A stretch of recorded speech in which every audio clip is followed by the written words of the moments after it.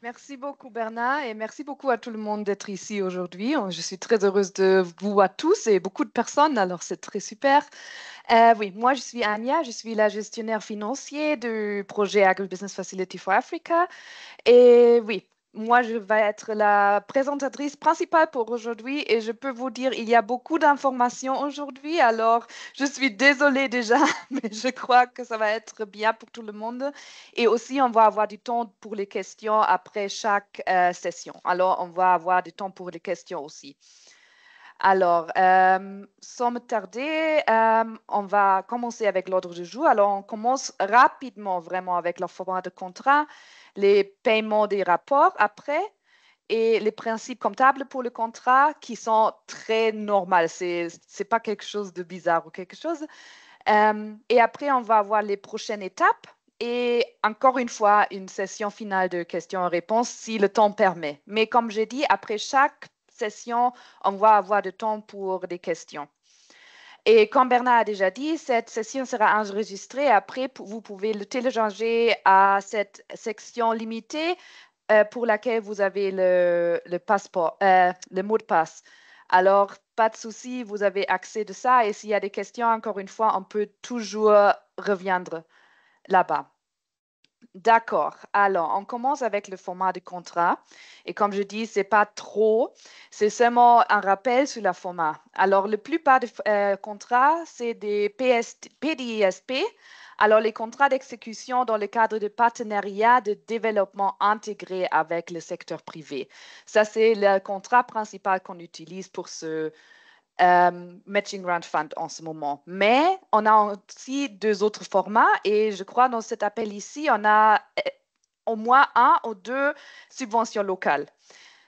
La plupart des règles sont la même chose, mais pour les subventions locales, il y a des choses un peu différentes de temps en temps et je vais la dire. Et aussi, s'il y a quelque chose de différent et vous réalisez ça, n'hésite pas de me dire. Et oui, on va avoir la compréhension pour tout le monde, j'espère. Euh, Comme j'ai déjà dit, c'est le partenariat de développement intégré avec le secteur privé et c'est un projet commun entre la GIZ et une ou plusieurs entreprises privées. Et ça, c'est vraiment important. C'est un projet commun, mais c'est vous qui êtes responsable de ce projet et c'est aussi vous qui êtes responsable de ses finances. Et c'est aussi la raison pour laquelle on a cette session aujourd'hui pour être sûr que tout le monde a la même connaissance de tout ce projet et d'être dans la même, oui, comment est-ce qu'on dit? On sait tout le monde les mêmes choses. Ça, c'est la chose principale. Euh, oui, ça, c'est la première. Et je vais directement commencer avec les paiements et rapports. D'accord. Alors, vous avez tout vu dans votre contrat qu'on a un échéancier de paiement dedans. Ici, on a un exemple, c'est en euros. Je sais que c'est différent parce que tous les contrats sont dans les monnaies locales, mais c'était seulement pour faciliter cette session et de vous montrer que c'est vraiment un exemple. Cet échéancier de paiement vous dire quand vous êtes éligible pour demander une nouvelle avance de paiement. Ça, c'est vraiment important. Alors, on a cette liste de paiements et normalement, on a seulement dit on a 4 fois la même montant, on peut dire. Et une finale, c'est le 10% qu'on seulement va vous donner après on a le rapport final. Ça, c'est quelque chose de normal avec la GIZ et c'est toujours comme ça. Ce qu'on a essayé, c'est d'avoir la date prévue presque la même pour tout le monde. Mais on a vu qu'on avait deux grandes, on peut dire, rondes quand les contrats étaient prêts. Alors, on a maintenant deux sessions, on peut dire. Une qui ont commencé un peu plus tôt et les autres qui ont commencé un peu plus tard. Alors, c'est quand même standardisé pour les deux groupes, on peut dire.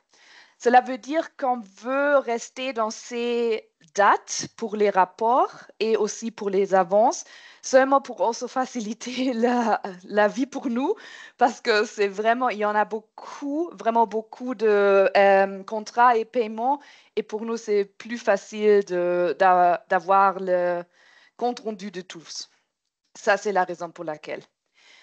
Cet échéancier de paiement, c'est important de comprendre, on peut adapter cet échéancier par email. Alors, il n'y a pas, c'est pas nécessaire s'il n'y a pas de changement dans le montant total. Ce n'est pas nécessaire d'avoir une modification du contrat pour ça. C'est seulement qu'on sait qu'il faut changer quelque chose. Alors, si par exemple, vous avez une grande achat maintenant, et c'est vraiment important que le deuxième paiement, c'est un peu plus haut pour faciliter cet achat. Vous pouvez nous dire et on peut augmenter le prochaine avance, mais on va diminuer notre avance pour cela. Ça, c'est le total. Le total reste le même, mais on peut mélanger un peu dans les autres montants. C'est important, je crois, parce que je sais qu'il y a des contrats qui ont des achats plus grands, on peut dire, et on peut faciliter ça avec cela. Oui. Si... Ah, exactement, l'audit et des comptes intermédiaires. Ça, c'est la prochaine chose. Alors, la première avance, vous avez reçu avec la signature de contrat ou juste après. Si vous n'avez pas encore reçu, c'est seulement d'envoyer au Bureau national comment est-ce qu'on dit ça? Le demande d'avance et après, vous allez recevoir cette avance. Pour les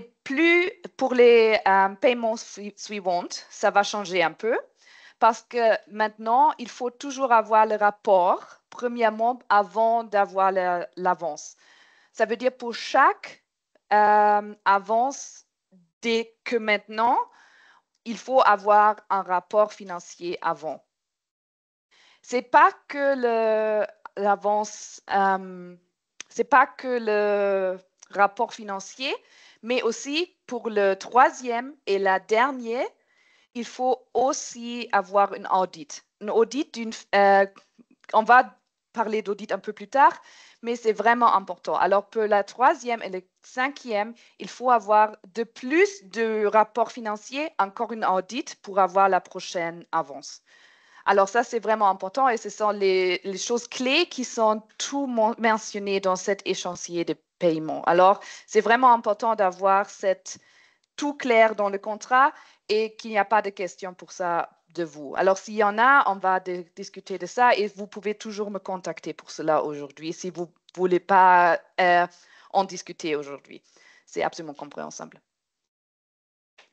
Comme j'ai dit, il faut avoir des montes d'avance et les paiements sont effectués conformément aux clauses 8.3 du contrat. Et il faut toujours remettre l'annexe demande d'avance au Bureau national. En original, je suis désolée, ils étaient toujours pas trop digitalisés. Et sans ce format original, il faut être au Bureau national. Mais ça aide beaucoup si vous nous envoyez un scan de ça par email aussi, parce que ça nous permet de faciliter le paiement un peu plus normalement rapidement.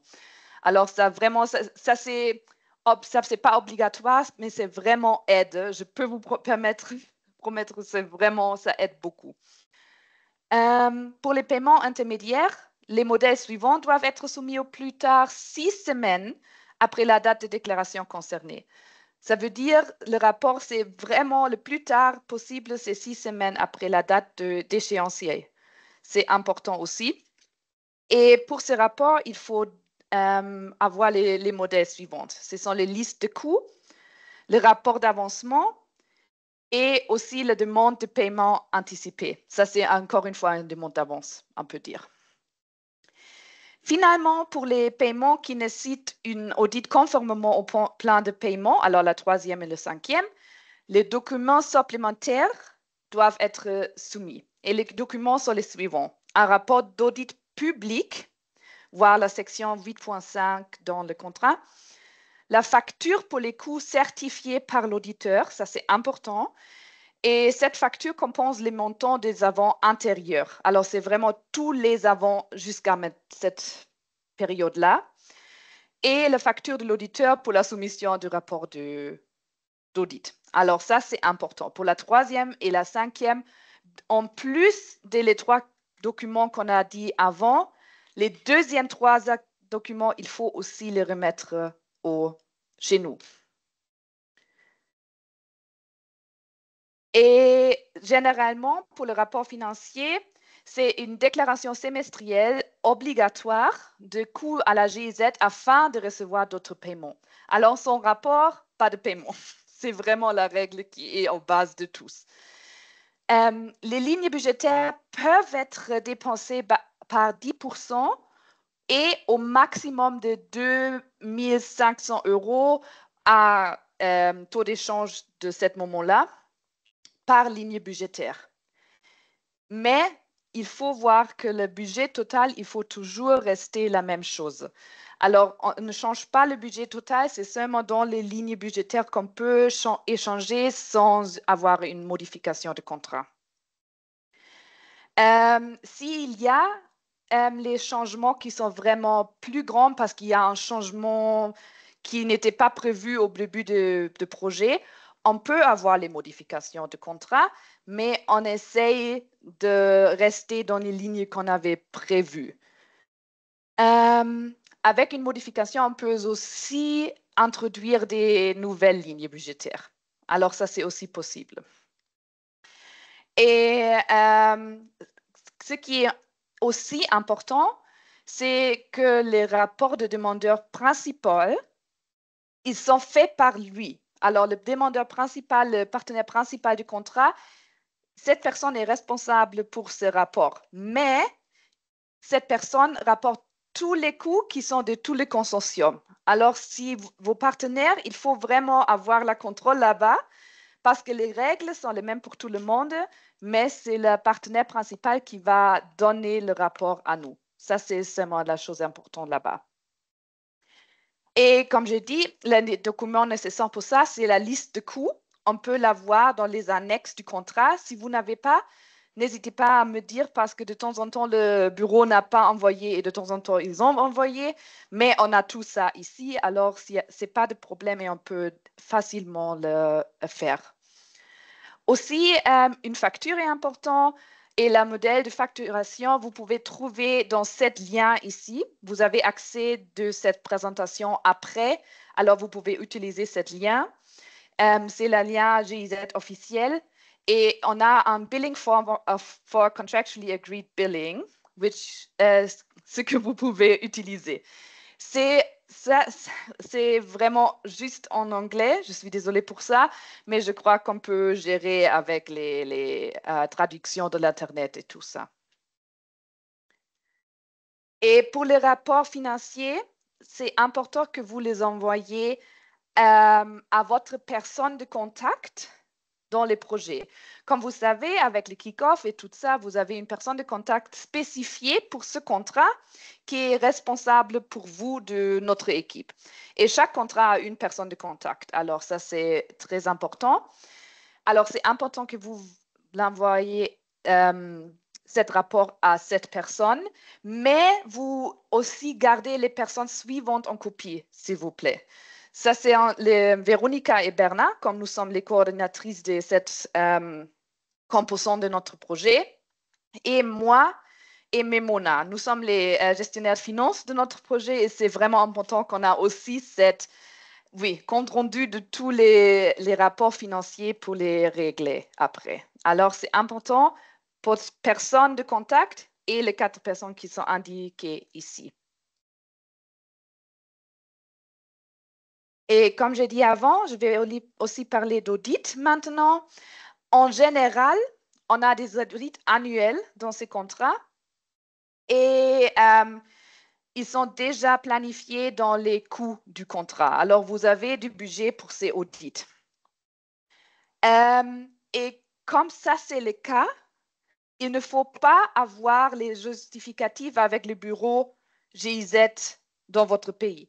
Alors, tous les justificatifs, ils peuvent rester avec vous et peut-être on va envoyer les copies ou quelque chose comme ça à nous, mais les originaux, ils restent avec vous. Ça, c'est le cas pour les partenariats développement avec le secteur privé.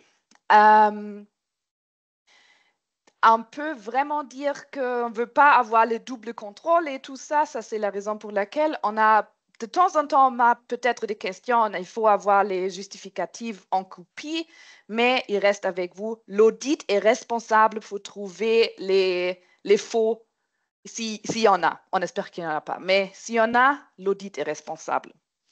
Il y a une différence ici pour les subventions locales. Pour les subventions locales, il n'y a pas d'audit, mais en autre côté, il faut envoyer les originaux au bureau national. Alors, ça, c'est toujours un peu plus compliqué d'envoyer toutes ces choses-là, mais on n'a pas d'audit. Alors, ça, c'est la différence entre les deux contrats là-bas.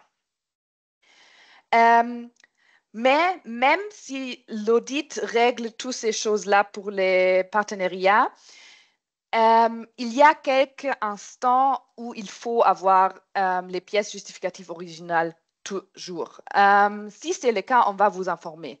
Mais normalement, on essaie de ne les avoir pas. Oui, et la sélection de l'auditeur public, ça c'est aussi quelque chose de spécial parce que vous pouvez choisir cet auditeur public, mais avant de l'engager, c'est vraiment important que vous avez l'approbation écrite de la GIZ parce qu'il faut voir s'il y en a des problèmes avec cet auditeur dans la passé ou quelque chose comme ça. Alors, c'est vraiment important. L'entreprise privée engage l'auditeur, mais il faut avoir l'approbation écrite préalable de la GIZ. Vraiment important. Il y a des cas exceptionnels quand la GIZ dit qu'on veut engager l'auditeur nous-mêmes, mais dans nos contrats, en ce moment, ce n'est pas le cas. Alors, on espère que ça reste comme ça. Et dans vos annexes du contrat, vous avez les TDR pour l'auditeur.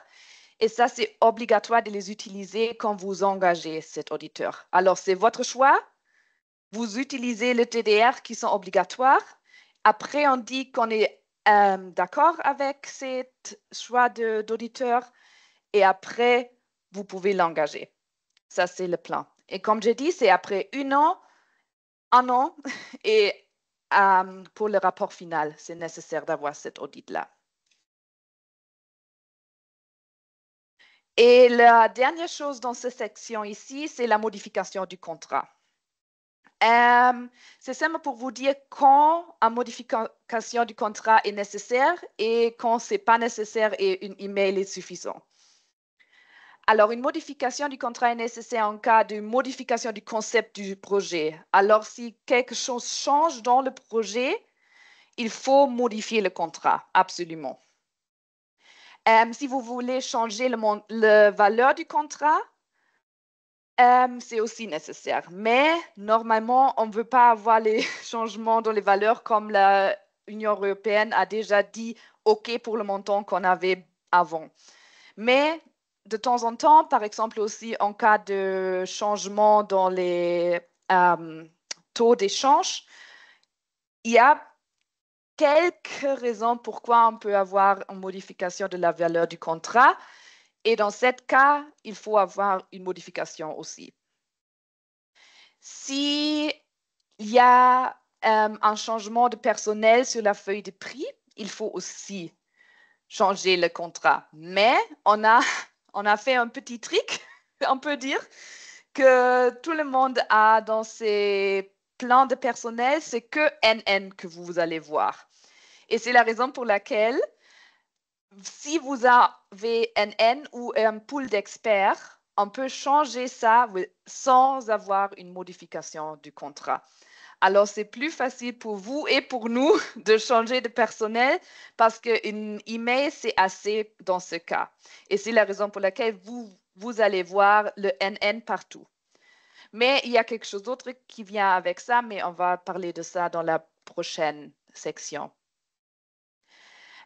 Aussi, une modification est nécessaire quand les positions de coût uniques, alors les lignes budgétaires, sont supérieures de 10%. Alors, si on a des changements de plus de 10%, il faut changer le budget et aussi le contrat.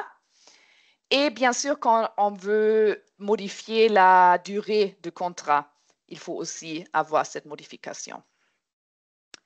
En tout cas, ce n'est pas nécessaire de changer le contrat quand on reste sous les 10% par ligne budgétaire et aussi si on peut diminuer une autre ligne budgétaire pour cela. Et si on veut modifier le plan de paiement, alors les chantiers, sans incidence sur le coût. Alors, si le coût total reste la même chose, il ne faut pas une modification de contrat. D'accord. Alors, c'était la première section. Je sais que c'est beaucoup d'informations, et on va continuer seulement pour votre information avec les principes comptables pour le contrat. Mais maintenant, je veux vous donner le mot à vous si vous avez des questions déjà et si on peut clarifier ça maintenant. Merci. Merci, Ania, pour cette première partie donc, de la présentation. Vous voyez, c'est beaucoup d'informations et je sais que aussi il y a beaucoup de spécialistes parmi vous, donc les financiers. Vous comprenez mieux certainement ce que Ania est en train de dire, mais néanmoins, on a prévu qu'on peut faire quelques pauses pour vous permettre de poser des questions. Donc, on peut prendre une ou deux questions de compréhension. On a déjà une question dans le chat concernant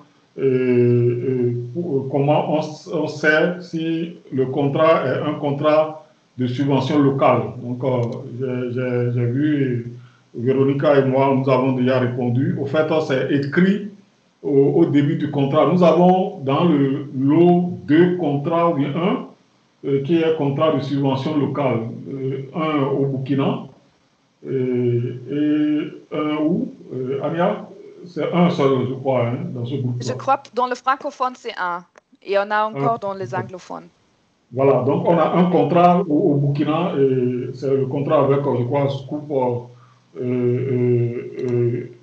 SDC, qui est le contrat de subvention locale. Tous les autres contrats, c'est les contrats de, comment vous appelez ça, partenariat de développement intégré avec, disons, le secteur privé. Donc, on précise ce cas pour faire un peu la différence, mais comme elle a dit, tout est presque les mêmes, à part quelques nuances où on n'a pas les audits dans les contrats de subvention.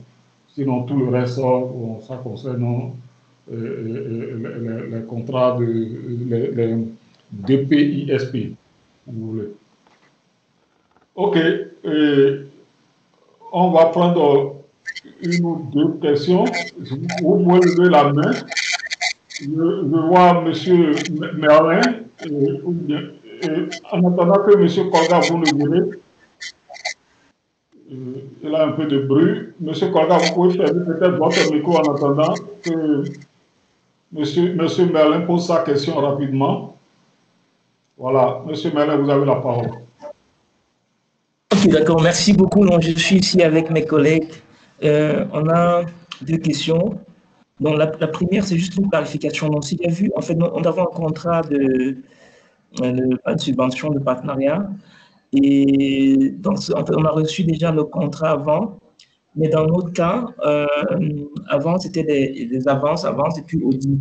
Donc, mais je comprends qu'à partir de maintenant, il y a des rapports intermédiaires avant les avances. Qu'est-ce que ça implique pour nous? La deuxième question, c'est, bon, nous l'avons déjà, il y a un autre cas. Dans notre cas, on a eu, quelquefois avec les procédures, ça prend un peu de temps pour avoir le virement. Et est-ce qu'on peut anticiper la demande? Nous sommes justement, par exemple, pour être concret, on va lancer la deuxième campagne de maïs. Le deuxième virement est attendu en janvier. Donc, il y a un risque. Est-ce qu'on peut anticiper sur la demande d'avance, en fait, de prochaines campagnes?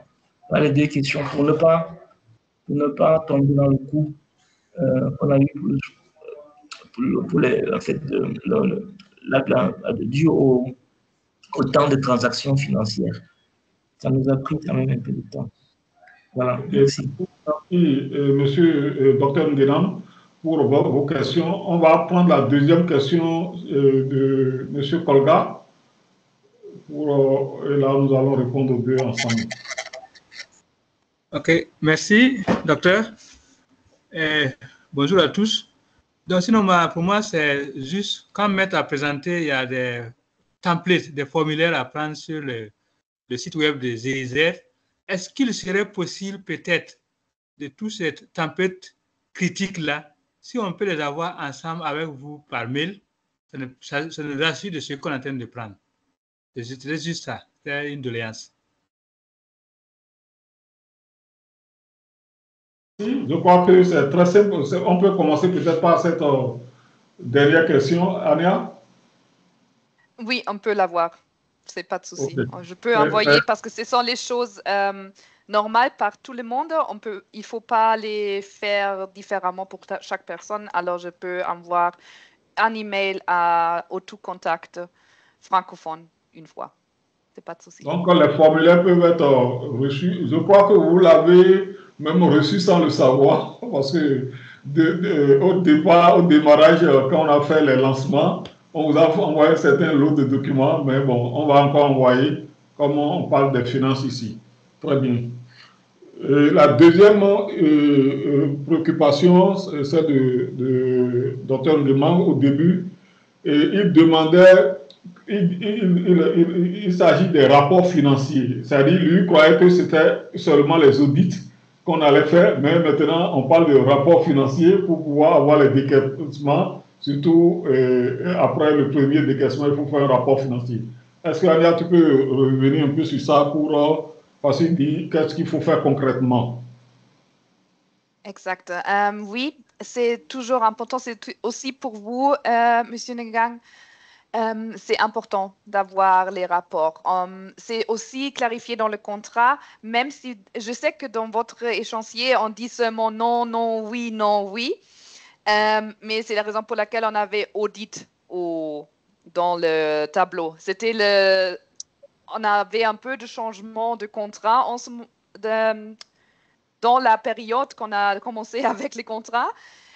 Mais en total, c'est la même chose. C'est seulement comment c'est écrit. Mais les rapports seront absolument nécessaires pour la prochaine avance, pour tout le monde. Ça veut dire, pour la première avance, on va la recevoir comme ça. Mais pour les autres, il faut absolument envoyer les rapports avant. Et pour la troisième et la cinquième, comme j'ai dit, les audits de plus. Voilà. Donc, ça, c'est très important et c'est lié à votre deuxième question, Dr Nguyenam. C'est concernant qu'est-ce qu'il faut faire pour vite avoir les avances. Vite avoir les avances, on peut déjà répondre qu'il faut faire le rapport. C'est le minimum. Sinon, si vous allez demander la seconde avance au niveau du bureau de la GIZ, ils ne vont jamais vous donner si le rapport financier n'est pas donné. Et ici, à part le cas de la subvention locale ici, on a précisé que le rapport financier, ce n'est pas que vous amenez les originaux des pièces. Vous amenez la liste des dépenses effectuées et c'est ça qui vous aide. Donc, ce n'est pas quelque chose de très, très difficile. Si vous faites une liste, c'est après, cette liste sera vérifiée par l'audit. Donc, la GIZ ne veut pas avoir tous vos papiers après les premiers, disons, la mise en œuvre concernant le premier décaissement. Mais on veut avoir la liste des dépenses réalisées et là, c'est ça qui constitue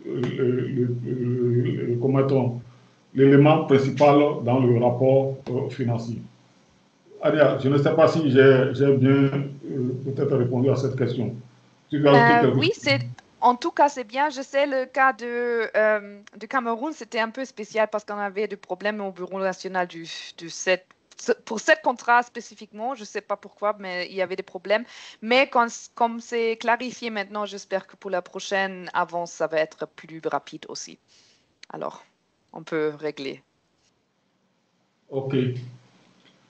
D'accord, merci. Merci. Donc, on a répondu, j'espère, à vos deux préoccupations.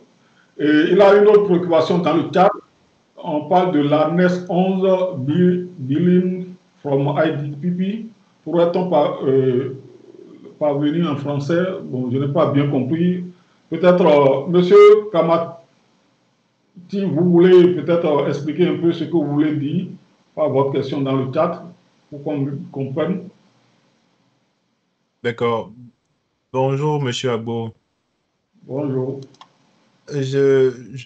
Parmi les annexes qu'on a reçues initialement, il y a le Billing from IDPP qui est en anglais, qui présente en quelque sorte, il y a la feuille invoice à l'intérieur qui est totalement en anglais. Pourtant, les autres documents sont en français. Je demandais si on pourrait l'avoir en français. OK. C'est ce que j'ai expliqué avec le rapport que malheureusement, c'est qu'en anglais qu'on a ce format de la GIZ. Et normalement, on peut seulement changer toutes les choses avec notre traducteur et c'est pas de souci, mais cette page-là est protégée. Ça, c'est la raison pour laquelle c'est un peu difficile de faire la traduction de notre côté.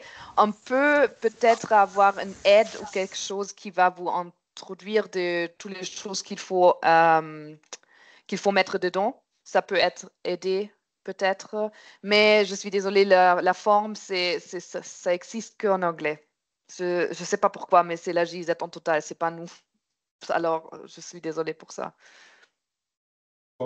Donc, l'aide qu'on peut vous apporter, c'est peut-être une explication de ce document qui est un document officiel de la GIZ qui n'existe qu'en anglais actuellement, mais on peut chercher à l'expliquer en français et là, vous allez comprendre davantage. Donc, c'est ce que Annie est en train de dire, mais bon, on n'est pas habilité en tant que projet de faire une traduction officielle, mais on peut essayer de l'expliquer et de vous donner une note explicative qui va vous permettre de comprendre davantage ce document-là. Ça peut aller. Donc, on va continuer. Je ne vois plus de main dans le chat. Est-ce qu'il a... Voilà, donc merci bien. Donc, je crois que c'est bon. Donc, on va continuer sur les autres aspects, mais ça n'exclut pas que si vous avez encore des questions, vous pouvez toujours... On peut revenir là-dessus dans la discussion générale, mais seulement on a fait cette pause-là pour les questions, surtout qui pointent, qui vont vous permettre de comprendre davantage la suite. Voilà, je voudrais redonner la parole à Nia, sinon je vois encore une main. Non, c'est bon. Donc, ah oui, il a encore une main. Peut-être on va prendre cette dernière main et je donne la parole à Nia. Monsieur Aboudou Karim. Oui, bonsoir, c'est Amidou Adamou avec Abdelkarim. Ok, allez-y. Oui, c'est Amidou qui parle. Je voulais, comme a souligné Ania, on a eu des retards dans l'encaissement de la première avance. Néanmoins, nous, on a essayé quand même de faire pousser le projet. Comment est-ce qu'on gère peut-être c'est pas les arriérés ou bien des choses qu'on a dû payer avant? Est-ce qu'il y a un procédé spécifique adopté puisqu'on a reçu l'avance un peu en retard? Ok. Ania? Oui, comme votre contrat est déjà signé, alors votre contrat a officiellement commencé, c'est possible de financer avant et de recevoir avance et c'est que on peut dire on va utiliser l'avance toujours pour cela. Il faut faire le rapport comme vous avez eu l'avance, mais vous avez utilisé votre propre monnaie. C'est pas de souci. En tout cas, si c'est pas les choses différentes qu'on a dit en contrat. Ok, c'est pas différent. C'est essentiellement sur le poste de rémunération du personnel du projet. Alors, on peut seulement dire l'avance est arrivée je sais pas, le 20 octobre. Et avant, on a financé 2. Avance va clarifier ça. Et on peut dire on avait le minus avant et après l'avance et après c'est le plus. Quelque chose comme ça. Merci. Oui, mais Ania, c'est important peut-être de préciser aussi qu'il faut tenir compte de la date de signature du contrat. Oui, voilà, c'est important. Voilà, donc toutes les dépenses doivent rester dans la période au démarrage de la, en tout cas, OK, où la signature du contrat, la date est là. Maintenant, de la signature du contrat jusqu'à la première avance, vous auriez eu peut-être faire des dépenses. Là, c'est bien. Vous pouvez mettre en compte cette dépense-là. Seulement qu'avant la signature du contrat, on ne peut pas prendre des choses en compte parce qu'il n'y a rien qui lie la GIZ et votre structure tant que le contrat ne soit signé. Donc voilà un peu la précision. Oui, absolument. Ça peut aller, Ça, c'est monsieur. important. OK, voilà. Donc c'est bon. OK, merci. Donc, Ania, tu mets encore une main. Bon, on va évoluer. Écrivez votre question dans le chat et on va revenir sur les questions comme je l'ai dit. On va laisser un peu évoluer maintenant, sinon on risque de... On va pas. Oui. Voilà, on a encore du temps, mais vous pouvez écrire vos questions dans le chat. Merci. Exact. Merci beaucoup. Oui, et on va continuer avec les principes comptables pour le contrat. Et premièrement, c'est seulement un rappel sur les coûts éligibles. Vous avez tout vu ça pour le contrat, alors je sais que vous le savez, mais en tout cas, on veut seulement vous rappeler de ça. Alors, ce sont seuls les coûts directs sans majoration qui peuvent être couverts par ce contrat.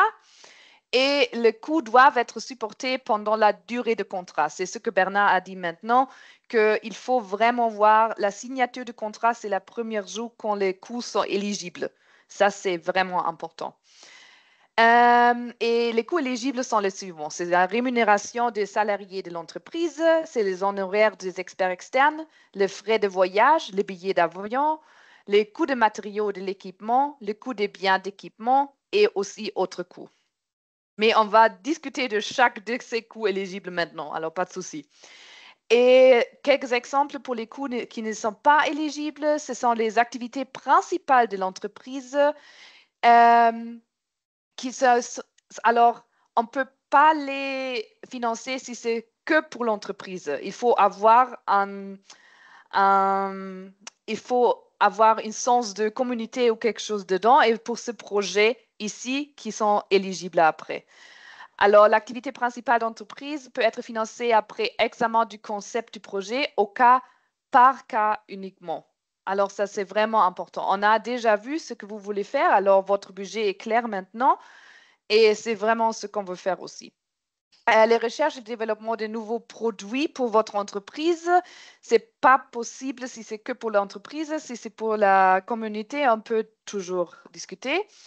Les subventions directes aux entreprises, l'assistance à l'exportation d'entreprises, ça ne peut pas être financé. Les mesures de capital risque et les prêts à faible taux d'intérêt. Et finalement, l'étude de faisabilité du projet, c'est aussi pas financé par nous parce qu'il faut avoir ça avant. Ça, c'est ça. On va commencer avec les coûts éligibles et on va commencer avec les frais de personnel. Alors, comme j'ai dit avant, c'est la rémunération des employés de votre entreprise et où on peut aussi dire les frais personnels au niveau du coût principal. Ça, c'est important. Ça veut dire les coûts principaux, y compris l'employeur brut, la cotisation de sécurité sociale et les primes saisonnières. Tout ça peut être couvert par ce contrat ici. Pour ça, il faut envoyer les CV actualisés à nous. Et comme j'ai déjà expliqué, on a choisi le NN par tous les contrats pour la raison pour laquelle on peut changer ce concept de personnel sans avoir une modification de contrat. Ça veut dire, maintenant, si vous n'avez pas encore fait, c'est vraiment important d'envoyer un courriel à votre personne de contact et aussi avec Memona et moi en CC pour mise à jour le conseil personnel. Alors, une email avec tous les noms qui sont impliqués par ce projet ici, conformément au budget, s'il vous plaît, et avec tous les CV actualisés. Ça, c'est une fois. Et sur cette base,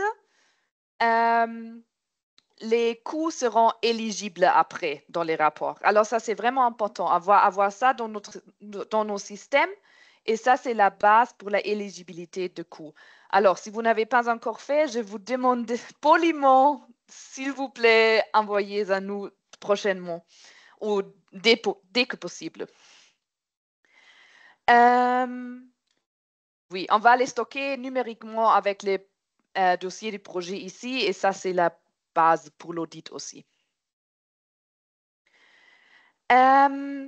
Deuxièmement, les coûts éligibles, les prestataires de services externes. La différence entre le personnel d'entreprise et les experts externes, c'est pour ça on peut prendre le prix du marché. Ça veut dire qu'il y a d'autres coûts qui sont impliqués de ça. Et aussi, pour cela, pour être éligible après, il faut avoir toujours 3 offres pour chaque expert externe. Il faut avoir les 3 offres et après, vous nous informez par email aussi la même chose qu'avec le concept personnel qui était choisi. Et normalement, on prend le choix le plus économique.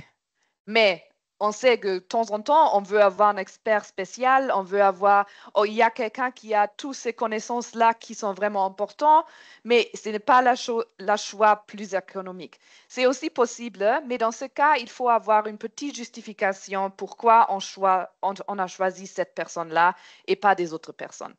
Ça, c'est seulement quelque chose d'important. Mais en tout cas, et c'est vraiment important, 3 offres, il faut les avoir. Ce n'est pas à nous d'avoir les offres. Les offres restent avec vous. C'est seulement le choix qu'il faut avoir après. La même règle s'applique aussi pour l'audit, mais comme j'ai dit avant, il y a un peu plus de processus pour l'audit, comme il faut avoir aussi notre d'accord avant de commencer l'audit officiellement. Il y a une règle pour cela. Alors, normalement, sous 1 000 €, il ne faut pas avoir 3 offres. Alors, quand on avance de 1 000 € et plus haut, il faut avoir 3 offres. Qui est moins, il ne faut pas. Pour la subvention locale, encore une fois, une petite différence. Ici, ce sont 500 €. C'est la règle, il faut seulement l'avoir. Alors, pour être sûr seulement, si vous avez toujours les 3 offres, il n'y a pas de souci. Ça, c'est la chose la plus sécure pour tout le monde. Après, on va parler de frais de voyage et des billets d'avion. Alors, les éligibles sont toujours le taux maximum à des fins fiscales, mais il ne faut pas dépasser le taux forfaitaire standard de la GIZ dans les pays concernés, tels qu'ils sont applicables à la date de signature de la convention. Les informations, on peut vous toujours donner, mais vous avez aussi, comme tous les bureaux ont déjà vu le budget, on peut déjà dire que les taux qui sont dedans, ils sont corrects. Alors, on peut utiliser le budget que vous avez et ça, c'est le maximum qu'on peut avoir maintenant. Ça, c'est ce qu'on va planifier pour ça. Et une chose qui est importante, il y a seuls des billets d'avion en classe économique qui sont éligibles. Et c'est la même chose pour nous. Alors, ce n'est pas que vous qui font ça, c'est la même chose pour nous aussi dans notre équipe. Il n'y a pas de classe supérieure ni de classe affaires. C'est seulement la classe économique qui est éligible pour ces projets ici. Si vous voulez avoir la classe affaires, bien sûr, vous pouvez l'avoir et on a seulement le prix pour la classe économique qui va être éligible. Et le reste, c'est à vous. Ça, c'est aussi une option. Le matériel et équipement. Je crois que j'ai envoyé un email à chacun de vous une fois pour savoir à qui l'équipement va être transféré au fin de contrat. Ça, c'est la raison pour laquelle on a les fonds qui viennent du taxe, les fonds fiscaux de l'Allemagne. Et c'est la raison pour laquelle on ne peut pas avoir l'équipement 100% financé par nous dans les entreprises privées. Ce n'est pas possible. Si on veut avoir ça, comme j'ai dit, je crois que je l'expliqué vraiment à tout le monde, que seulement les dépréciations dépréciation, est-ce qu'on dit ça en français? Sont Oui, éligibles. la dépréciation, oui, c'est ça. Ok, super, merci. Amortissement. Amortissement, oui, ça c'est ça. Ça c'est le mot que j'ai cherché. L'amortissement, c'est la seule chose qui est éligible. Alors ça, c'est important. Si vous voulez garder tout l'équipement, seulement les amortissements sont éligibles. Si c'est 100% financé par nous, il faut avoir un transfert à une organisation d'intérêt public ou du secteur public à la fin du projet. Et cette non, normalement, c'est déjà dans le contrat, ou si ce n'est pas encore, il faut l'avoir bientôt. C'est important. Si vous achetez le bétail, c'est possible dans ce contrat aussi, mais il faut avoir de plus les explications sur la manière de garantir le bien-être des animaux. Ça, c'est aussi quelque chose dans le monde, mais c'est important. Alors, si vous voulez acheter le bétail, il faut avoir cette explication aussi. Même chose qu'avec les experts externes. Si c'est plus haut que 1 000 euros, il faut avoir trois offres. 500 euros pour la subvention locale. Et si des matériaux et des équipements doivent être achetés et remis pendant la durée du contrat, comme j'ai dit, alors si c'est 100% acheté par nous, cela doit être documenté par écrit quand c'est transféré à l'institution publique. Et finalement, les autres coûts. Les autres coûts couvrent presque tous. C'est vraiment incroyable qui est dedans. Alors, dans les autres coûts, on a aussi les coûts de formation, vous savez ça. Alors, ce sont vraiment tous les coûts liés à la formation pour les petits exploitants agricoles, par exemple les lieux, le transport, l'impression, les indemnités journalières pour les participants, tout ça. Ça, c'est vraiment tout dans les autres coûts. Et c'est aussi, normalement, dans les contrats, on a vraiment vu les étapes et on a vu le budget pour chaque de ça. Aussi, toutes les dépenses liées aux essais pilotes et aux parcelles de la démonstration sont couvertes par les autres coûts. Pour chaque contrat, on a planifié les coûts pour l'audit, comme j'ai dit. Et c'est un maximum de 3 500 euros par audit. Alors ça, c'est vraiment le maximum qu'on peut payer pour ça. Si c'est plus cher, il faut trouver un autre auditeur. Les frais de fonctionnement liés au projet, par exemple la location du bureau ou aussi l'électricité de temps en temps qu'il faut ça c'est aussi important. Et comme j'ai dit avant, l'amortissement de biens d'équipement. Si vous voulez garder l'équipement que vous avez acheté, on peut avoir l'amortissement dans ce contrat ici. Je sais que pour le budget, on a utilisé 20% pour presque tout le monde par année, mais toujours, c'est important de respecter les règles de dépréciation en vigueur dans votre pays lors de la comptabilisation. Alors, si c'est vraiment pas couvert avec les 20% et si votre pays dit c'est le maximum de 10%, il faut nous informer et on va changer ça dans le budget. Parce que ça, c'est important. Ça, c'est les règles de pays qui sont vraiment les règles importantes ici, pas les règles allemandes. Et cela veut dire, si c'est différent, si on ne peut pas avoir les amortissements de 20% par année, s'il vous plaît, informez-nous et on va changer le budget comme ça. Et on a un exemple de machine de traitement de maïs, par exemple. On a acheté ça pour 10 000 euros. L'achat était pendant la phase de projet, alors c'est nouveau. Et c'est 100% utilisé pour le projet. Ça, c'est aussi important. L'amortissement, la période d'amortissement, c'est 5 ans et le taux de dépréciation est 20%, comme j'ai dit.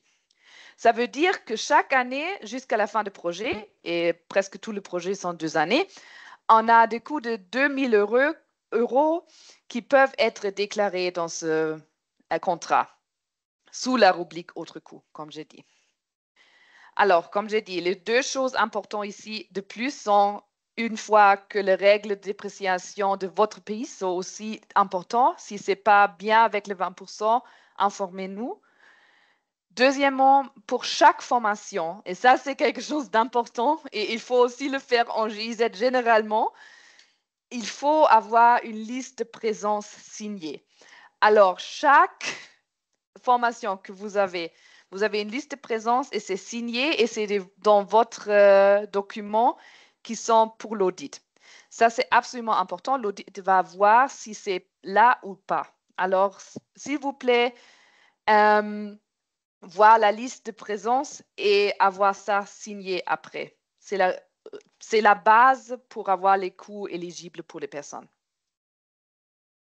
Oui, et avec ça, cette session est tout. Et on peut avoir les questions. Très bien, Anya. Merci beaucoup pour clarifier tout ce qui est coût. Donc maintenant, depuis le coût du personnel, coût concernant, disons, les équipements, coût concernant les autres coûts qui sont très importants pour nous, c'est tous les coûts de formation. Comme vous le savez, notre objectif, c'est vous soutenir pour, disons, améliorer les liens d'affaires avec vos bénéficiaires. Et c'est du gagnant-gagnant, donc ils gagnent quelque chose. Donc c'est là où la grande partie doit se passer normalement, c'est le changement de la manière de faire. Donc c'est ça qu'ils vont gagner. Et ces autres coûts, malgré qu'on a mis autres coûts, c'est très très important pour nous. Je vais vous laisser la parole avant de commencer. Il y avait une question déjà, Anya, concernant M. Badji a posé dans le chat. Je vais répéter rapidement la question. Il ou elle, je ne sais pas si c'est une dame, voulait savoir si ils tiennent une comptabilité globale.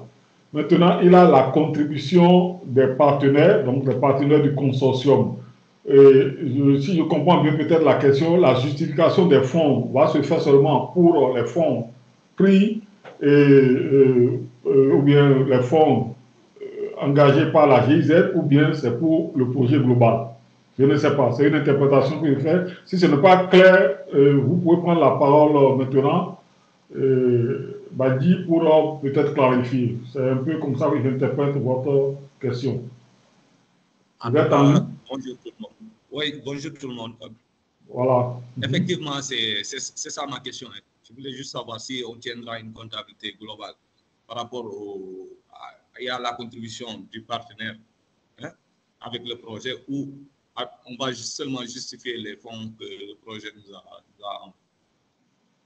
Très bien, merci. Voilà. Anya? Oui, l'audit va voir tous les coûts, alors le budget total global du projet. L'audit va voir ça parce qu'on veut dire que tous les coûts, ils sont vraiment partagés entre nous et c'est pas que la GIZ va financer tous les autres coûts et les partenaires vont faire quelque chose d'autre, mais on va dire que chaque ligne budgétaire, c'est partagé entre les partenaires d'un côté et GIZ d'autre côté.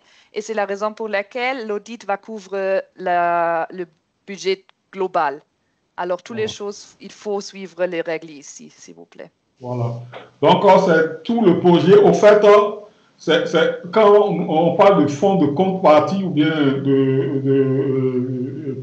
c'est que vous donnez une partie, nous donnons une partie. Et c'est le projet, c'est-à-dire c'est les deux ensemble qui vont permettre d'atteindre l'objectif dans le cadre du projet. Donc, ce n'est pas seulement à justifier les coûts de la GIZ, parce que ce que vous donnez aussi contribue à atteindre l'objectif. Donc, c'est les deux, et le projet dans sa totalité qu'il faut prendre en compte. Sinon, on n'aurait pas mis cet aspect de compte partie. On aurait dit seulement qu'on vous donne de l'argent et vous faites donc c'est une spécialité ici, et c'est ça la définition que Anya a donnée au début, c'est-à-dire le premier diapo parle de ça. Il s'agit de partenariat de développement intégré avec le secteur privé, qui est un projet commun et formalisé entre la GIZ et des entreprises privées. Donc, dans le cadre d'un contrat gagnant-gagnant, vous voyez, c'est les deux partenaires qui se donnent la main. Et c'est pourquoi il faut tout justifier. Voilà, très, très important. Maintenant, il y a d'autres questions dans le chat. Je ne sais pas si... j'espère qu'on a bien répondu à votre question concernant M. Badi. Maintenant, il y a Karen et Toudina qui pose une question pour la rémunération du personnel prise en compte dans les coûts. La rémunération concerne seulement les espèces citées dans le contrat ou tous les personnels de l'entreprise qui travailleront au profit du projet. Aussi, quelle justification précisément pour ce genre de coûts, s'il vous plaît? OK. On a déjà répondu un peu, mais il reste une partie de la question. Pour tous ceux qui travaillent pour le projet, c'est ça.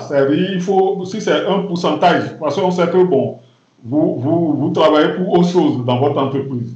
Donc le pourcentage pour lequel vous travaillez, disons, dans le cadre de ce projet pour atteindre les objectifs, c'est ça qu'il faut justifier. Ce n'est pas la totalité de votre salaire ou bien, mais de ce pourcentage. Maintenant, très bonne question. Comment il faut le faire de manière précise pour faire la part des choses? Ania, s'il te plaît. Oui. Alors, on espère que dans votre budget, on a mentionné déjà toutes les personnes qui travaillent pour le projet. Alors, ça, c'est le plan du budget là. Alors, le projet est couvert par ces personnes ici. De temps en temps aussi de pourcentage ou quelque chose comme ça, mais c'est seulement important de le voir dans le budget. Alors maintenant, vous avez des positions dans le budget. On peut dire on a la personne principale, on a quelque chose de finance, quelqu'un de finance, on a quelqu'un d'un expert de santé d'animaux, quelque chose comme ça. Et on peut maintenant donner le nom et le CV à cette position là-bas. S'il y a quelqu'un maintenant qui n'est pas dans le budget, mais qui travaille pour le budget et c'est pas trop grand et on peut diminuer notre ligne budgétaire, c'est aussi possible de toujours augmenter un peu dans les 10%, mais il faut diminuer notre ligne budgétaire maintenant parce qu'on a déjà finalisé le budget en ce moment. Les justificatifs qui sont importants, ce sont les justificatifs comment vous payez votre salaire. Alors, vous avez dans votre entreprise, vous avez les justificatifs de salaire et l'audit va voir ça. Si vous dites c'est seulement un pourcentage, il faut dire, OK, 7%, c'est pour 7 projets, mais ils vont voir le salaire en total qui est remis à votre personnel et ils vont voir ces justificatifs-là pour dire c'est OK ou c'est pas OK. Mais il ne faut pas, comme j'ai dit, il ne faut pas les remettre à la GIZ. C'est chez vous et l'audit va clarifier. Très bien. Donc, c'est le pourcentage que la personne utilise pour la GIZ, donc il faut notifier et par rapport maintenant à la fiche de paye globale, on va voir que ce pourcentage, le montant correspond à ce qui est mis sur votre liste de rapport financier. Donc, si j'ai bien compris. Avant que je ne revienne à ceux qui lèvent la main, je ne sais pas si ils ont... Docteur Ngena, vous avez une question? Et après, M. Dior et après, M. Zoumassa. Voilà la liste. Je crois que Badi, on a déjà répondu à votre question. Ok, merci beaucoup. En fait, la question que vous avez, c'est par rapport aux 3 offres, en fait, les offres pour plus de 1 000 euros, notamment pour les prestataires. On a d'autres cas où les formateurs sont des formateurs déjà pré-identifiés, qui sont des formateurs, par exemple, de PBS ou FIS. On a une liste et qu'on doit mobiliser. Au départ, en fait, les contrats, on doit faire un contrat peut-être sur 4 ou 5 formations. Par formation, en fait, ce n'est pas 1 000 euros, mais à la fin, ça peut dépasser 1 000 euros. Et dans ce cas, on a déjà quelquefois une liste des personnes. Dans ce cas, est-ce qu'on a toujours cette obligation de lancer 3 offres, 3 CV Voilà. Merci. Les trois offres par rapport à des gens déjà ciblés. Ania. Oui, j'ai vu que Mini a levé son main. Et Ouais. comme ma collègue Mini, qui est l'expert pour FBS et tout ça, elle peut peut-être répondre à ça premièrement. Et après, s'il y a quelque chose d'ajouter, c'est moi qui va faire. Voilà, merci. Donc, Méni, tu viens à la rescousse, s'il te plaît. Oui, je pense que pour les formations entrepreneuriales de ABF, pour toutes les formations, nous, au niveau de l'équipe d'appui conseil de ABF vous donne des justificatifs spéciaux pour ça. Pour pouvoir, parce que comme c'est des formations spéciales et nous avons des listes, que ce soit de maîtres formateurs et également des listes nous connaissons aussi les formateurs dans les différents pays. Donc, on vous donne des justificatifs spéciaux pour cela. Parce que ce serait difficile à certains moments de pouvoir avoir avoir trois offres. Oui, parfait. Très bien, merci. Je crois que c'est parfait. Et Ania aussi le disait, c'est ici, on a une justification que c'est cette personne, à cause de son expertise, de sa spécialité, que vous voulez, même si ce n'est pas nos approches, et si c'est justifié et que c'est notifié, on peut accepter. Donc, c'est ça, je crois que c'est bien répondu. Merci, Mini.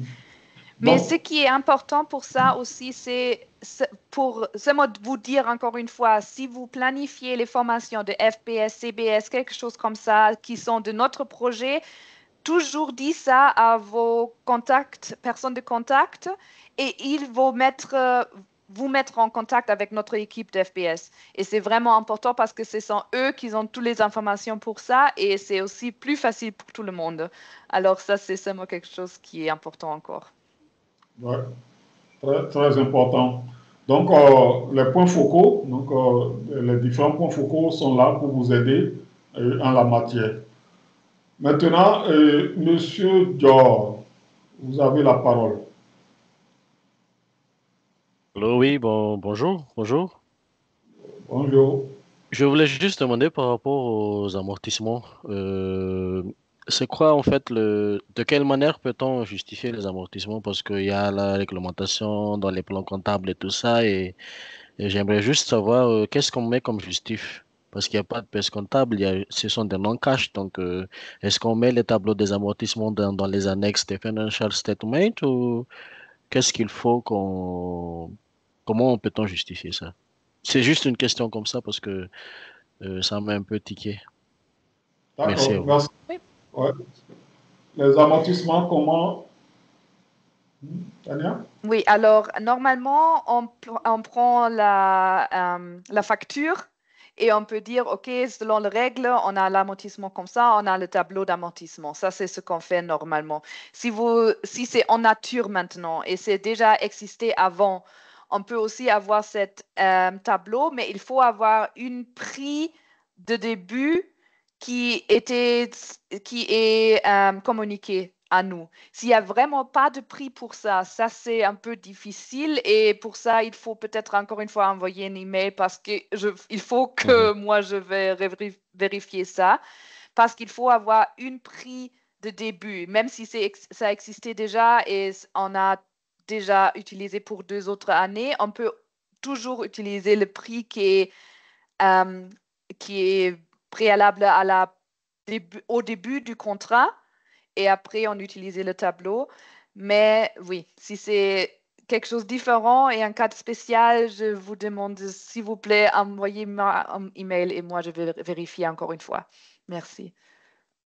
Donc c'est juste un tableau dès le début de l'achat, quand on a reçu l'équipement par exemple, quand on Oui, a reçu exact. l'immobilisation, il faut établir le tableau d'amortissement et après, ce sera juste le justif, comme quoi nous avons amorti de 2 000 euros par exemple par année Oui, pour ce projet, exact. désolé, pour cet équipement. Ouais. Oui, exact. Et le Ok, résidu. alors merci beaucoup. Oui. Ouais. Donc, c'est la facture ou bien de l'équipement, mais aussi le tableau d'amortissement. Donc, c'est les deux éléments qui s'en vont ensemble. Et là, on peut dire pour les 2 ans, le coût a été tel. Merci. Monsieur Zoumassa, vous avez la parole.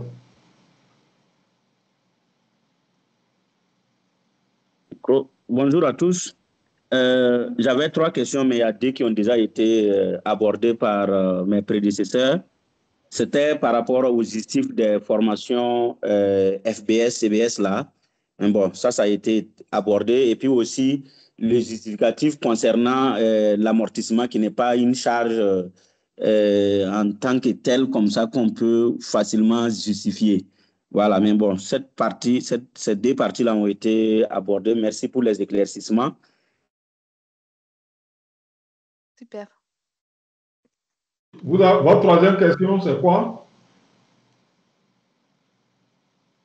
Voilà, on l'a perdu. Je crois allô? Oui, ah, oui. maintenant, oui. Voilà, dans l'intervention, j'ai cru comprendre qu'il y a les documents justificatifs du projet là ne doivent pas aller au niveau du bureau national. Je ne sais pas si c'est des documents purement liés à la comptabilité ou bien il y a des documents qu'on doit transmettre au bureau national et d'autres qui doivent rester purement et simplement au niveau de l'entreprise pour les questions d'audit. Voilà, c'est la réponse, vous la donnez vous-même. Et tous les documents, tous vos documents restent au niveau de votre entreprise, à part le cas de subvention locale, qui doit amener les documents au bureau de la GIZ. Si tous les autres contrats, vous gardez les documents pour l'audit. Ça, c'est important. Les originaux, c'est l'auditeur qui va inspecter vos documents.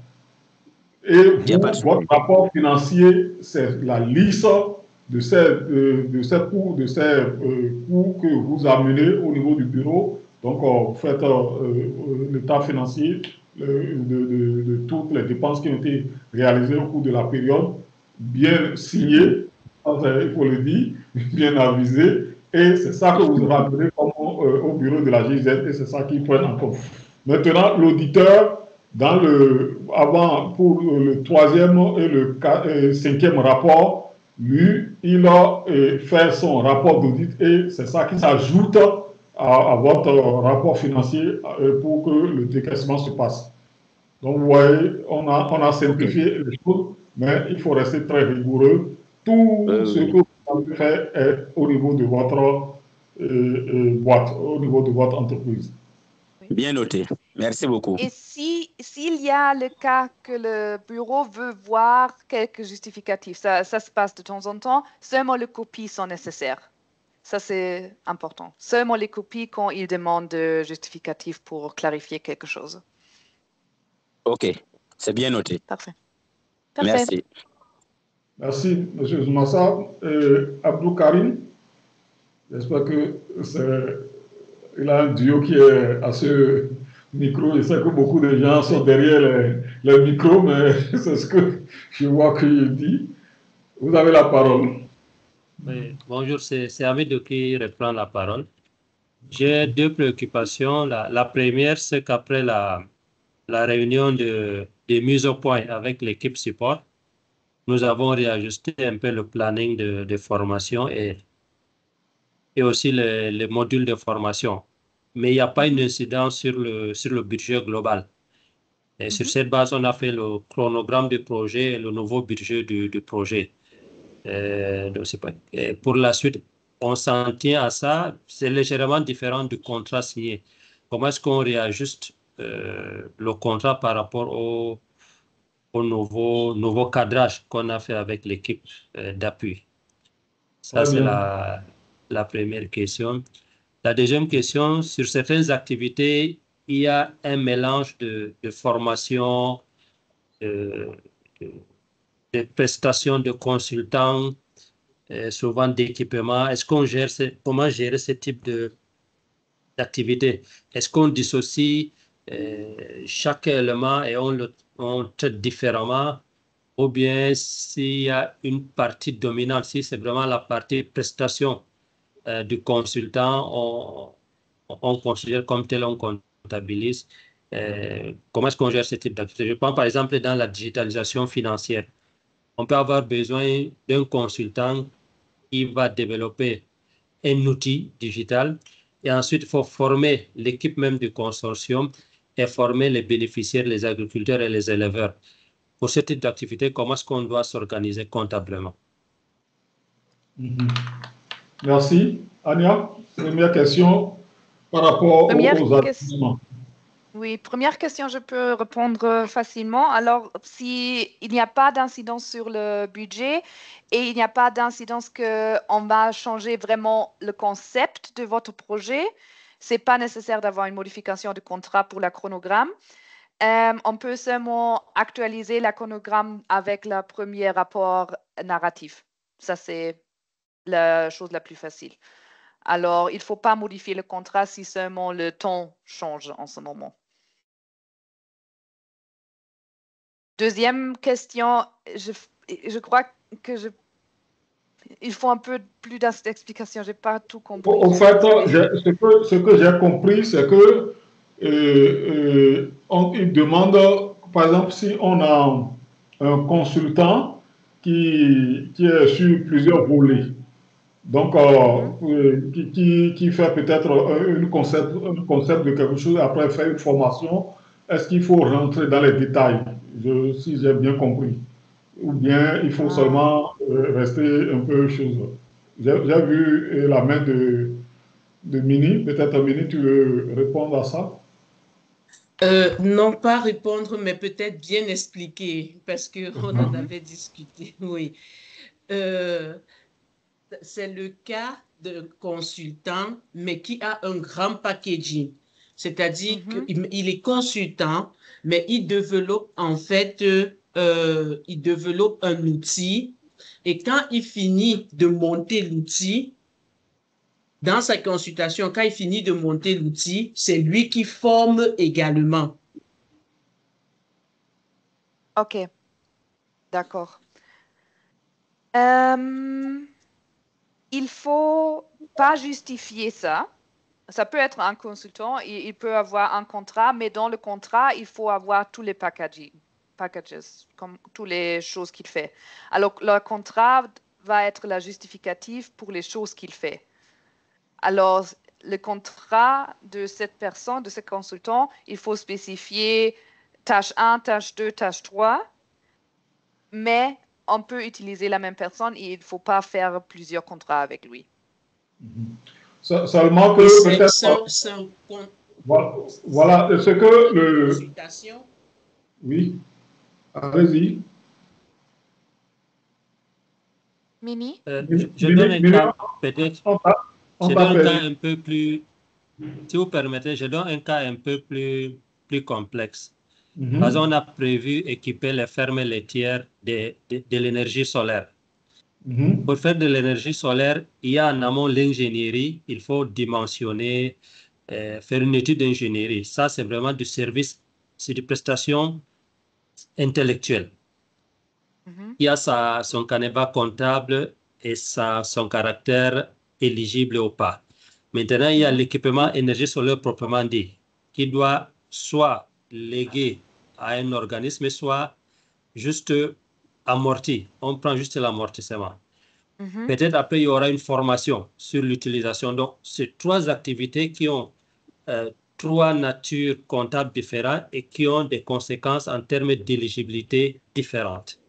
OK, ça c'est un cas spécial, oui. Je croyais qu'il y a peut-être quelqu'un qui fait une étude et après une formation, ça c'est une chose. Alors on peut faire en même contrat. Mais s'il y a quelqu'un maintenant qui a première l'étude, après l'installation et après la formation, c'est la chose la plus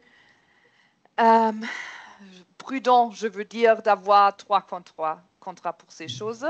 Et aussi de dire, OK, premièrement, il va faire ça, on va finaliser le contrat, mais on peut prendre ce contrat sur base de dire, OK, la justification de prendre la même personne maintenant pour l'amortissation, pour l'installation de l'équipe solaire, équipage solaire, on peut dire, OK, on prend la même personne parce qu'il a fait cette étude-là. Mais cette justification, il faut être écrite une fois. Et ça, c'est important. Cette justification, il faut être écrite dans les documents. Et après, on dit, OK, il a fait ça maintenant. La justification de faire la formation aussi, vous voyez le concept. Mais cette justification, c'est toujours important à cet instant-là parce que si ce n'est pas le même contrat dont il fait ça, il faut toujours justifier pourquoi on rentre avec la même personne tout le temps. Voilà, très important. Donc, c'est les justifications de toutes les activités et aussi ça vous évite trop de problèmes en termes de ligne budgétaire. C'est-à-dire si vous les séparez, c'est-à-dire la partie expertise, et donc au niveau peut-être de tout ce qui concerne l'expertise, vous aurez l'équipement et vous aurez la formation, donc les autres coûts. Donc mais si c'est la même personne qui apparaît, il faut justifier le pourquoi c'est la même personne. Donc voilà l'explication. Je crois que ça peut aller. Je crois, c'est bon. Merci, parce que c'est clair, merci. Ok. Miri, tu voulais ajouter quelque chose? Et là, Madame Marina qui... Oui, je voulais demander quelque chose à ce moment-là. Est-ce que, parce que la deuxième partie, c'est un équipement. Il fabrique l'équipement. Est-ce qu'à ce moment-là, on prend l'équipement fabriqué ou bien on prend l'achat de l'équipement? C'est achat d'équipement. Ouais, c'est achat d'équipement. Oui, okay. Oui, okay. Absolument. OK. Mais comme on prend l'amortissement, cet achat, il faut avoir le justificatif et le tableau d'amortissement, mais ce n'est pas dans l'équipement, mais exactement, oui. D'accord. Ça, c'est important. Okay. Merci. Merci, Mini. Merci, Ania. Donc, Madame Marina, je crois que vous avez votre main levée. On peut aller vite parce qu'on a encore 2-3 diapos. Donc, oui. Bonjour. Ouais, alors, c'est juste pour apporter une petite précision par rapport à la dernière question qui a été posée sur le budget. Parce que, par exemple, nous, dans notre cas, notre budget a été modifié, même si le budget total n'a pas été modifié. Mais par contre, en termes de catégorie, ça a été modifié. C'est-à-dire qu'on a décidé de diminuer un petit peu le budget alloué aux équipements, mais d'augmenter le budget alloué aux matières premières. Est-ce que dans ce cas-là, il faut refaire un contrat ou tant que le budget global n'a pas changé, on n'a pas besoin? Donc ça, c'est ma première question. Et juste pour ma deuxième question, j'ai vu du coup sur la slide qu'il y avait 2 audits. Donc nous, on pensait qu'il y avait juste un audit qu'on a budgétisé. Oui. Et ma question, c'est de savoir, est-ce que le premier audit, du coup, il fallait le faire donc en fin d'année avant la demande du deuxième fonds, ou est-ce que ce sera toujours après, du coup, la même partie des fonds? Ok, merci Madame Marina. Oui, et Ania, peut-être l'audit. Oui. Alors pour l'audit, je crois, dans votre cas, Marina, c'est que votre contrat, c'est seulement pour une année, non? Oui, c'est ça. Exactement. Ça, c'est la raison pour laquelle on a un audit annuel. La plupart des contrats, c'est pour 2 années, alors 2 audits, mais dans votre cas, c'est un audit. Enfin, oui, comment on a planifié ça. Et du coup, l'audit se fait bien à la fin du projet pour vérifier Exactement. ça, oui, exact. Avec le rapport final, on va avoir l'audit. Ok. Super. Et pour l'autre... Et quand nous, on va vous faire la deuxième demande en fin d'année, par exemple... Oui, allez-y. Ah oui, pour ça, il faut avoir un rapport financier. Ça, le rapport financier va servir pour avoir... Oui. Par exemple, si c'est de la matière première, c'est ça ma question, est-ce que la facture de la matière première suffit ou plutôt un bon de commande au niveau... Parce que des fois, quand on travaille avec les petits producteurs, c'est vraiment des factures un petit peu sous format papier. Donc, ce n'est pas vraiment très formalisé. Je veux dire, normalement, les factures sont assez, mais si c'est vraiment pas trop formalisé, le bon commande, c'est un peu plus sécure, on peut dire. Alors, on a plus de sécurité là-bas avec l'audit. Mais normalement, les factures sont assez. Oui, et pour la première question pour le budget modifié, si le budget global ne change pas, il faut toujours avoir une modification si les lignes budgétaires sont changées pas plus de 10%. Alors, seulement voir si les lignes budgétaires sont augmentées ou diminuées pas plus de 10%. Et si oui, il faut avoir une modification du contrat. Sinon, on peut garder avec le prochain rapport. OK. Ok, Donc, super. Merci beaucoup. la perméabilité, c'est 10%, mais au-delà, il faut une justification. Et là, on doit avoir une modification de contrat. Donc, vous notifiez à votre point focal qui va présenter et on peut modifier le contrat. Exact. OK, on a encore 5 minutes.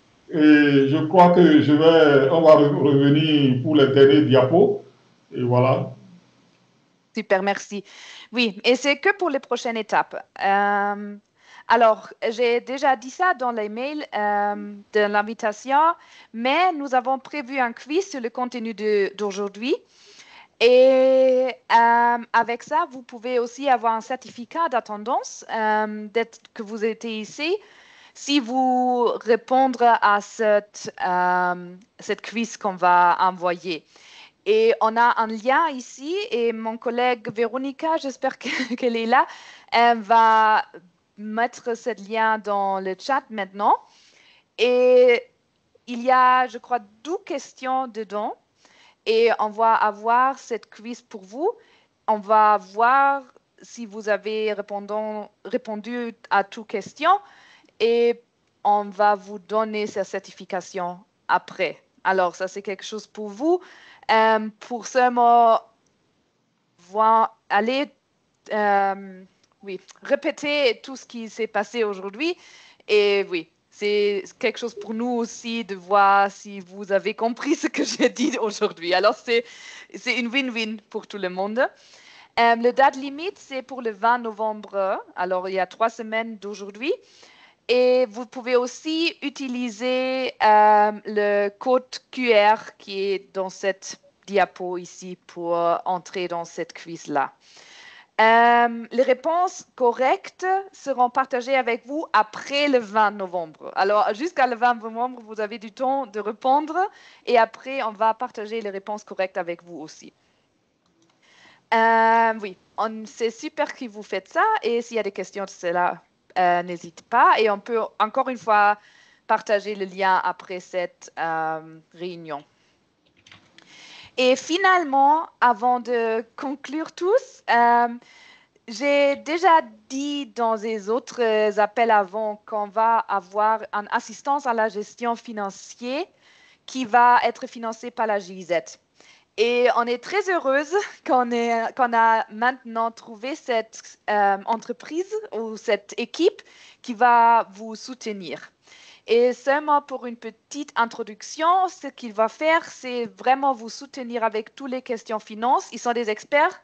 Ils ont beaucoup d'expérience avec la GIZ.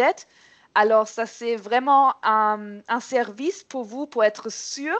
Et on demande poliment que vous êtes en contact avec eux pour le premier rapport et le premier audit parce que ça va aider, je crois, beaucoup nous et aussi vous dans ces 2 rapports. Alors, mais en tout cas, s'il y a des questions, vous pouvez toujours à la demande les contacter et je vais partager vos contacts avec eux. Aussi, on va faire une email d'introduction de l'équipe à vous. Et oui, sans tarder, je veux seulement donner le mot rapidement à Monsieur Candisuno de l'équipe de Sofico qui va être le chef d'équipe pour cette assistance pour les finances. Alors, Monsieur Candisson, vous êtes ici? Oui, merci beaucoup. Ania, bonjour. Et bonjour à toute l'équipe GIZ. Bonjour, chers partenaires. Je suis Faisal Candisuno, je suis le directeur général du cabinet Sofico Group, qui est un cabinet sous-régional. Et nous sommes chargés, dans le cas d'espèce, de vous accompagner sur les aspects financiers, dans la bonne exécution de ce contrat, afin que l'audit se passe très bien. Comme Ania l'a dit, nous avons une très bonne expérience avec la GIZ. Dès que le contact sera établi, nous allons nous charger de revenir sur les différents aspects qui ont été abordés de façon plus ou moins approfondie. Les salaires, la ligne staff, comment faire le recrutement, comment affecter les personnes concernées et par la ligne, comment les affecter au projet selon les taux horaires ou bien les taux journaliers prévus au niveau du bordereau de prix. Et quels sont les éléments qu'il faut regrouper pour justifier le salaire, les timesheets et autres, comment les aider. Nous allons revenir en détail sur ça, aussi bien qu'au niveau des experts externes. Toutes les questions qui ont quand même été posées, dès que le contact sera établi, je crois que n'hésitez pas, et nous sommes disponibles, nous avons une très bonne expérience de ces accompagnements. Il n'y aura pas de souci en la matière. J'ai quelques apports et je voudrais, si vous le permettez, revenir sur quelques précisions qui, par expérience, créent la confusion au niveau des partenaires. Je ne sais pas si vous le permettez. Et oui, si allez-y. D'accord. Au niveau des IDPP, nous en avons de deux sortes. Il y a le Implementation Agreement et le Corporation Agreement. Et dans les deux cas de figure, la manière de rapporter est spéciale. Et le cas qui nous concerne ici, c'est le IDPP Implementation Agreement, où le bordereau de prix est généré, où le rapport financier du moins est généré par le bordereau de prix. Il y a une manière de faire ça. Je crois que lors de nos différents échanges, on va revenir sur ça. Il en est de même aussi pour l'avenant. Et dès qu'on a les bordereaux de prix électroniques, nous pouvons vous montrer comment faire la proposition d'avenant et conclure l'avenant pour envoyer ça à la GIZ. Donc, il n'y a pas de souci. Aussi bien, il a été dit, quelle est la condition pour avoir l'avance? Monsieur Bernard est revenu sur ça.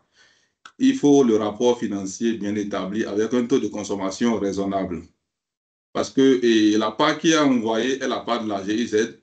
C'est un financement qui est cofinancé aussi bien par l'entreprise que la GIZ. Donc, on ne doit pas se focaliser forcément sur ce que la GIZ a envoyé pour rapporter. Et tout coût généré dans le cadre de ce financement est d'office réparti selon les prorata fixés par le contrat. Si c'est 40-60 selon le contrat, mais si c'est 50-50, qui représentent les différentes contributions. Et le rapport financier doit être fait en supposant que si la GIZ envoie sa part, le partenaire doit compléter et rapporter sur l'ensemble. Donc, c'est un peu ces éléments-là que je voulais apporter. Et finir justement par un aspect qui est très important sur lequel les partenaires sont revenus, qui est plus lié au matériel. Et au niveau du matériel, il est clair que lorsque le matériel est à acquérir au niveau du contrat, à la fin du projet, il faut reconnaître que ça sera retrocédé ou donné à une entreprise d'utilité publique qui sera conjointement désignée par le partenaire et la GIZ. Les partenaires posent souvent la question de savoir s'ils ont contribué à hauteur de 60% pour l'acquisition de matériel, comment se fait-il que ce matériel à la fin du projet doit partir? Donc, c'est quand même important que je revienne sur ça et que si vous avez des éléments de clarification pour renchérir cela, que ça puisse être dit dès maintenant. Mais quand c'est un amortissement, vous avez été aussi clair, on va calculer la valeur vénale, la valeur nette comptable du bien à l'étape actuelle, voir à quel taux le matériel est affecté au projet et par rapport à ça, évaluer ce qu'il faut pour vraiment amortir ça durant les 2 ans d'utilisation du matériel en question. Donc, je vous remercie beaucoup. Je suis très content d'être parmi vous. Je crois qu'on aura de plus en plus d'occasions pour vraiment échanger et nous restons disponibles dès que le contact est créé. Toutes les différentes préoccupations pourraient être la bienvenue, seront la bienvenue et nous essayerons de vous donner les éléments de clarification qu'il faut. Merci beaucoup. Merci, Monsieur Kandisounon, pour, disons, votre présentation aussi, déjà pour avoir amené un peu de réponse donc, aux préoccupations de manière vraiment résumée. Et ça montre qu'on a bien choisi le cabinet, donc du point de vue professionnel, avec toutes vos expériences avec la GIZ, vous allez accompagner nos partenaires. Donc, comme on a dit, pour le premier rapport et le premier rapport financier et le premier audit, de manière systématique, Sofico va vous accompagner. On va leur donner vos contacts, ils vont vous contacter et savoir comment faire leur planning pour faire cet exercice-là. Ça va être beaucoup de choses en ligne, mais s'il s'avérait qu'il faut aller sur place, on leur donne aussi les moyens, la GIZ va leur donner les moyens pour ça, pour le faire en présentiel. Donc, soit en ligne ou bien en présentiel. Je crois qu'on a dépassé un peu notre temps, mais ça valait la peine. Et je vois on a vu une très bonne participation pour ce webinaire. Et je suis vraiment content que les financiers et aussi les responsables des différents projets étaient là et ont suivi de fond en comble pendant les 90 minutes ce webinaire. Comme on a dit, ça a été enregistré, donc on va vous mettre ça à disposition. On va mettre ça sous forme de YouTube et vous envoyer le lien, donc vous pouvez avoir aussi assez facilement. Donc, sur ce, je voudrais vraiment remercier mes collègues, notamment Alia, pour sa brillante présentation. C'est beaucoup d'informations. Quand je lisais hier la présentation, j'ai dit, bon, moi je suis agronome, mais j'ai compris, donc je crois que les financiers vont comprendre. Donc, et aussi vraiment grand merci à notre collègue Balep Mini, qui est basé à Abidjan, donc qui est venu aussi à la rescousse pour, disons, clarifier certaines questions. Et une fois encore, merci M. Kanisuno pour, disons, votre présentation à la fin. Et on garde le contact. Les points focaux sont là pour servir toujours de relais.